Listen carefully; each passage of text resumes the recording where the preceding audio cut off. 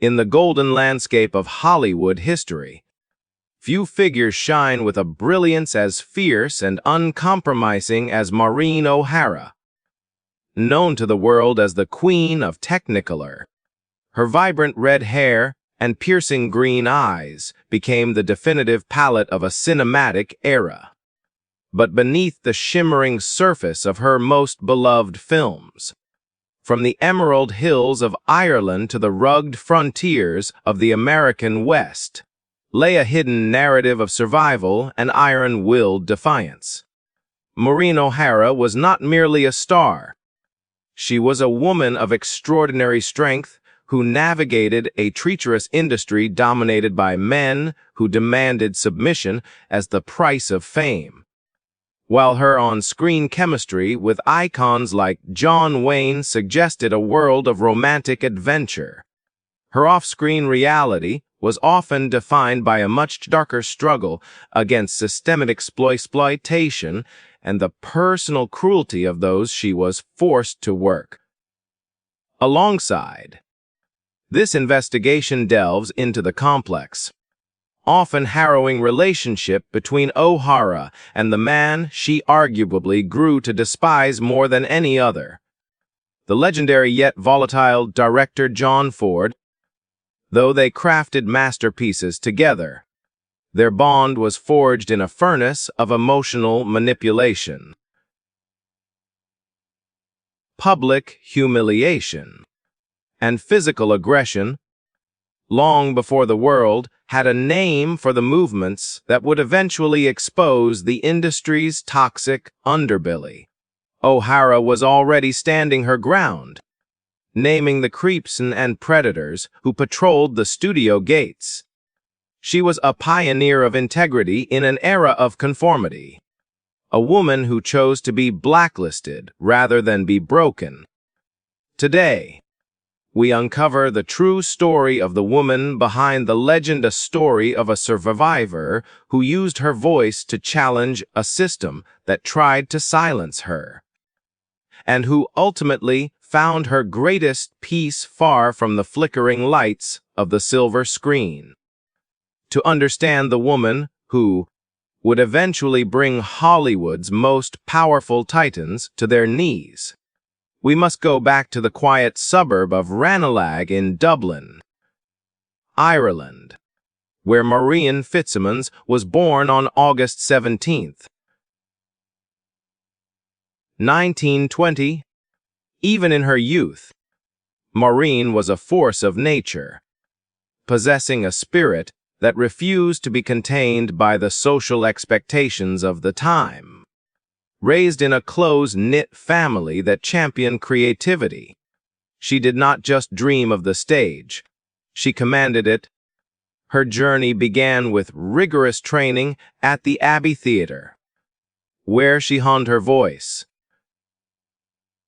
her diction, and her dramatic timing skills that would later allow her to stand toe-to-toe with the most intimidating leading men in the world. Her arrival on the global stage was as sudden as it was spectacular. At only 18 years old, she was discovered by the legendary actor Charles Laughton. Laughton was instantly captivated by her, but not just for the striking beauty that would later define the Technicolor era. He saw a rare combination of intelligence and a commanding screen presence that was far beyond her years. He quickly signed her to his production company and changed her name to Maureen O'Hara, a name that would soon be synonymous with cinematic royalty. Her first major break came in 1939, working under the masterful eye of Alfred Hitchcock in Jamaica Inn. It was a whirlwind introduction to the industry, and it was during this production that she met her first husband, George E. Brown. They married in secret, a decision fueled by the impulsive energy of a rising starlet caught in the gears of a massive studio machine. However, the glamour of her rapid ascent hit a growing realization. as she moved to Hollywood to star as Esmeralda in The Hunchback of Notre Dame. O'Hara began to see the cracks in the dream. While her beauty was breathtaking porcelain skin, expressive green eyes, and that iconic red hair, it also made her a target. Hollywood in the late 1930s and 40s was an ecosystem designed to commodify women, treating them as either passive ornaments or property of the studio heads. O'Hara, with her deep-seated Irish values and a backbone made of steel, found this environment fundamentally repulsive. She was a woman of depth and dignity in a system that preferred its stars to be shallow and compliant. The pressure to conform was immense. Studio executives and powerful producers often operated under the casting couch culture, a dark and exploitative underbelly where roles were traded for sexual favors. Many young actresses felt they had no choice but to submit to these predatory demands to keep their careers alive. But Maureen O'Hara was different. She had been raised to value personal dignity above all else, and she refused to bend to the rigid, often dehumanizing expectations of the studio system. She boldly stood her ground, demanding fair treatment and rejecting scripts she found demeaning or shallow. This defiance, while noble, came at a staggering cost. By refusing to play the game, she earned a reputation for being difficult, and she later revealed that her career suffered significantly because she would not allow influential men to touch her or humiliate her. Even her personal life during these early Hollywood years reflected a struggle for stability amidst chaos. Her first marriage was annulled in 1941, and her second marriage to William Houston Price was marred by his struggle with chronic alcoholism. Despite the birth of her daughter, Bronwyn, the marriage brought emotional turmoil and instability into her home. For a decade, O'Hara endured this hardship with the same resilience she showed on the film set, finally making the difficult decision to end the marriage in 1951. She was a single mother in a town that watched her every move, yet she refused to let the industry's darkness extinguish her light. She was a woman who spoke with an Irish accent and never lost it, a symbol of authenticity in a world of manufactured personas. This iron-willed resolve would eventually lead her into the orbit of John Ford, sparking a creative partnership that would produce masterpieces but also leave behind a trail of psychological scars that would haunt her the rest of her life. The creative collision between Maureen O'Hara and John Ford is one of the most celebrated and simultaneously toxic chapters in the history of cinema. While Ford was a towering figure whose work helped define the American Western and the golden age of film, he was also a man of profound contradictions, often masking his inner turmoil with a streak of emotional cruelty and volatility. For O'Hara, Ford was both the architect of her greatest professional triumphs and the primary source of her most significant psychological distress. Their collaboration on films like How Green Was My Valley and The Quiet Man brought her international acclaim. But behind the camera, she was subjected to a regime of manipulation and public humiliation. Ford's directing style was notoriously abrasive, but with O'Hara, it took on a personal, almost obsessive edge. She later reflected that he seemed to harbor an unspoken, unreturned obsession with her fixation, likely complicated by his strict upbringing and an inability to process rejection. Instead of addressing these feelings, Ford weaponized his authority as a director to maintain control. He would humiliate her on set without provocation, using dismissive and jealous tactics to keep her off balance. In one of the most shocking instances of his physical aggression, O'Hara revealed that he once slapped her during filming, a violent act he attempted to justify as a mere directing method. While the industry of the 1940s and 50s often looked the other way, or normalized such abusive behavior, O'Hara refused to be a silent victim. She stood unflinching in the face of his intimidation, a fearlessness that paradoxically earned her a measure of Ford's respect, even as it made her a constant target of his temper. Her resistance was not limited to the director's chair. She was equally vocal about the systemic casting couch culture that permeated the studio system. O'Hara was one of the few stars who dared to speak out against the creeps of Hollywood, explicitly naming the predatory behavior of executives long before modern accountability movements took root. She paid a heavy price for her integrity. By refusing to submit to the inappropriate advances of powerful men, O'Hara found herself blacklisted and shut out of certain opportunities. Producers and studio heads often insulted and humiliated her for her refusal to comply. Yet she remained steadfast, guided by a deep-seated belief in personal dignity and the Catholic values of her Irish upbringing.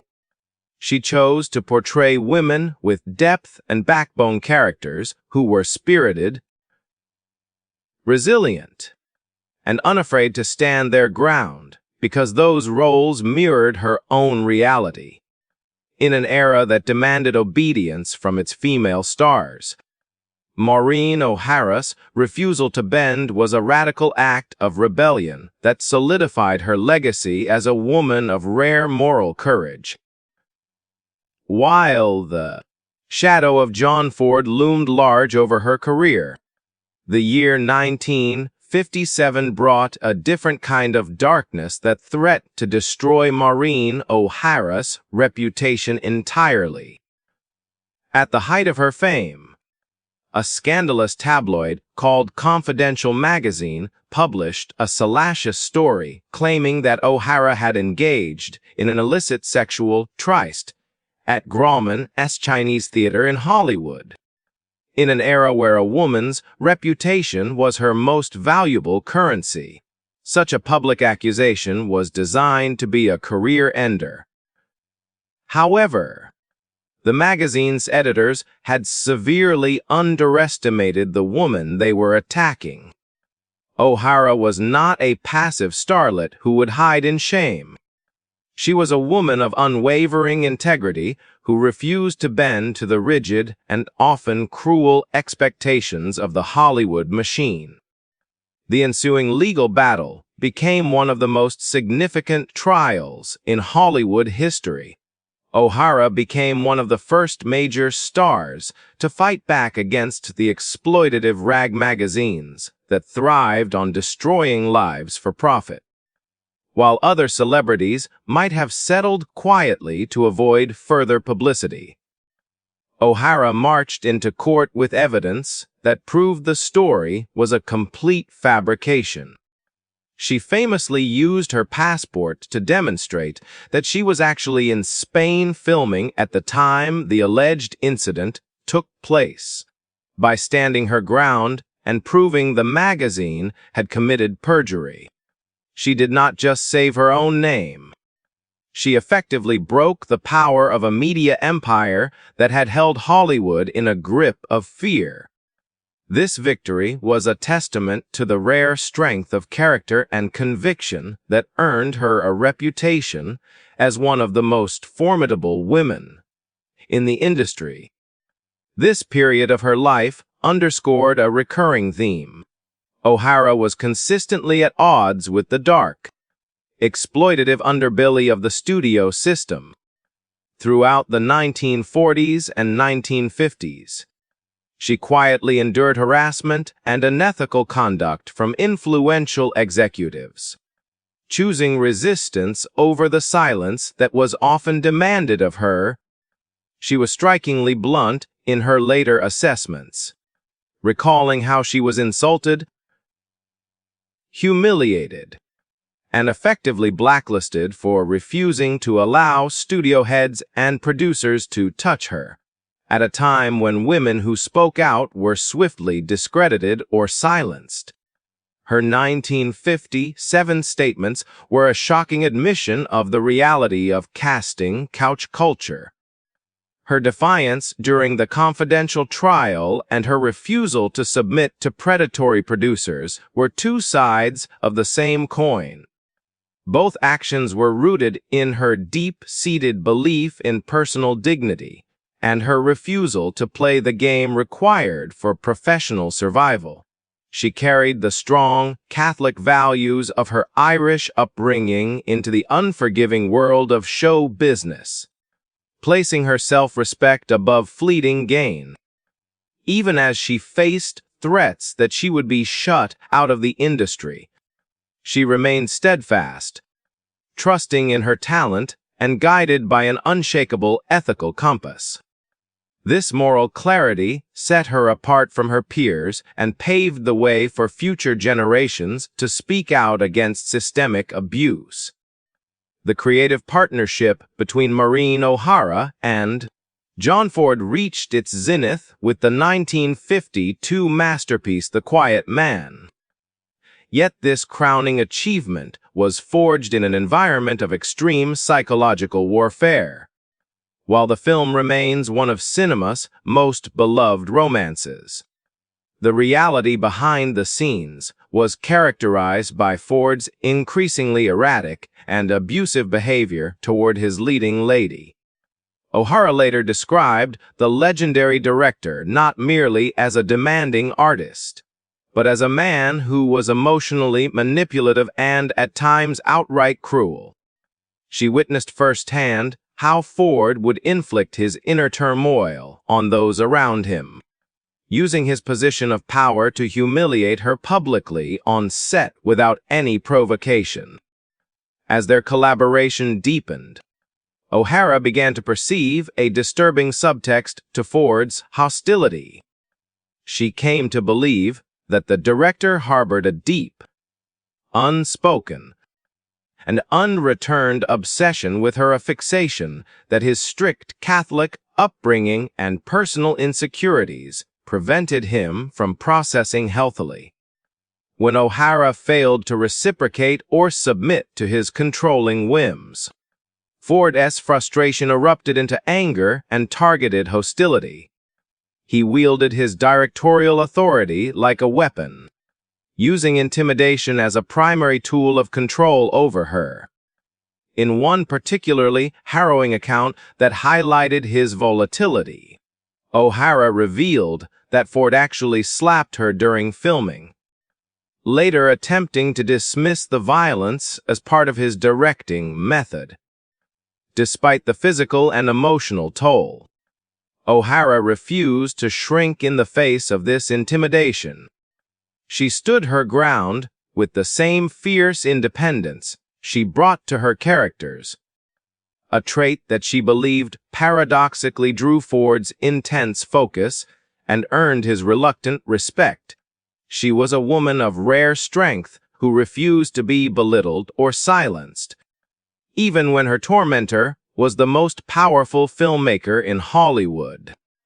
This refusal to play the victim was a radical stance in the 1950s, a time when such conduct by male figures was often excused or normalized within the studio system.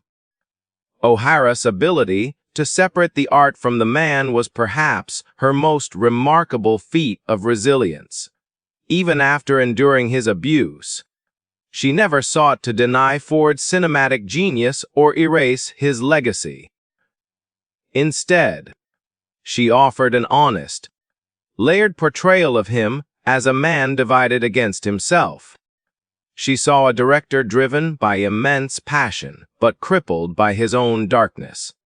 By speaking openly about the toxic reality of their relationship, she provided a testament to her moral clarity, choosing to expose the truth of his profound cruelty rather than allowing the glamour of the silver screen to hide the scars he left behind. In the middle of the storm, that was her professional life. Maureen O'Hara found a unique sanctuary in her relationship with John Wayne. Their bond was one of the most significant and enduring creative partnerships in Hollywood history, spanning decades and producing timeless classics like Rio Grande and McClellantalk. While the public often speculated about a hidden romance between the two, the reality was a deep, platonic friendship built on mutual respect and an undeniable on-screen chemistry. Wayne famously viewed O'Hara as his equal, admiring the rare combination of strength and intelligence she brought to every scene. In a world where she often had to fight for basic respect, Wayne provided a professional safe haven where her fiery independence was not just tolerated but celebrated. Their crowning achievement, The Quiet Man, remains a testament to this bond. Playing the proud and independent Mary-Kate Danaher, O'Hara was able to channel her own fierce spirit into a character that resonated with audiences globally. Yet, even as she reached these professional heights, her personal life continued to be a journey of resilience. After the pain of her earlier marriages, it was not until 1968, at the age of 48, that O'Hara finally found her true and enduring love in Charles F. Blair Jr. Blair was a man who matched her own adventurous spirit, a distinguished aviator, brigadier general, and a pioneer in transatlantic aviation. Their marriage was built on deep companionship and a mutual respect that O'Hara had long sought. It was Blair who gently encouraged her to step away from the relentless demands and casting couch pressures of Hollywood to embrace a more private, grounded life. In the 1970s, O'Hara made the bold decision to retire from acting, choosing instead to support Blair's aviation ventures, which included running the Antilles Airboat Seaplane service in the Caribbean. For a few years, she found the peace and stability that had eluded her during the height of her fame, settling in the US Virgin Islands and savoring a life lived on her own terms. However, tragedy struck in 1978 when Blair was killed in a devastating plane crash while piloting one of his seaplanes. The loss left O'Hara heartbroken, and her grief was soon compounded by a diagnosis of uterine cancer. True to the indomitable spirit that had defined her career, she faced these life-altering ordeals with remarkable courage. She underwent successful surgery and made a full recovery, continuing to move through the world with the same dignity and grace she had shown on the silver screen. Even in the face of profound loss, she remained a woman of extraordinary strength, carrying the memory of her true love with her as she transitioned into a quiet retirement in Boise, Idaho. The legacy of Maureen O'Hara is not merely etched in the flickering frames of celluloid, but in the very foundation of modern cinematic ethics. Long before the public conversations about accountability and systemic abuse took hold, O'Hara's candid warnings about Hollywood's creeps served as a vital precursor to the movements that would finally expose the industry's dark heart. She lived her life as a testament to the idea that personal dignity is a non-negotiable asset, a principle she carried from the quiet suburbs of Dublin to the highest peaks of international stardom. By refusing to sacrifice her integrity for fleeting gain, she paved a difficult but necessary path for generations of women who would later find the courage to speak out against the predatory nature of fame. On October 24th, 2015, the flame-haired Irish legend passed away peacefully at the age of 95 in her Boise, Idaho home. Her death marked the conclusion of a journey that spanned nearly a century, a journey defined by cinematic triumph and an unbreakable spirit that refused to dim with time. She was laid to rest at Arlington National Cemetery, placed beside her beloved husband, Charles Blair, a final tribute to the man who provided the grounded companionship she sought after years of Hollywood turmoil. Even in her final rest, she remains a symbol of strength and grace, a woman who proved that one could reach the pinnacle of success without losing their soul to the machine. Maureen O'Hara's story is a powerful reminder that the most enduring performances are those lived off camera. She was a woman of rare conviction who demanded respect in an era that rarely offered it to women. And she flourished because she never bowed to the darker forces of the studio system. Her films like The Quiet Man and Miracle on 34th Street continue to captivate audiences. But her true crowning achievement was the moral clarity with which she lived her life. She leaves behind a legacy of fire and steel, reminding us all that while stars may fade, the light of an indomitable spirit remains forever. Thank you for joining us on this investigative journey into the life of the Queen of Technicolor. If you found this tribute to Maureen O'Hara's courage inspiring, please like this video and subscribe to Memories of the Stars for more deep dives into the hidden histories of Hollywood's legends. What do you think was Maureen's most courageous moment? Let us know in the comments below.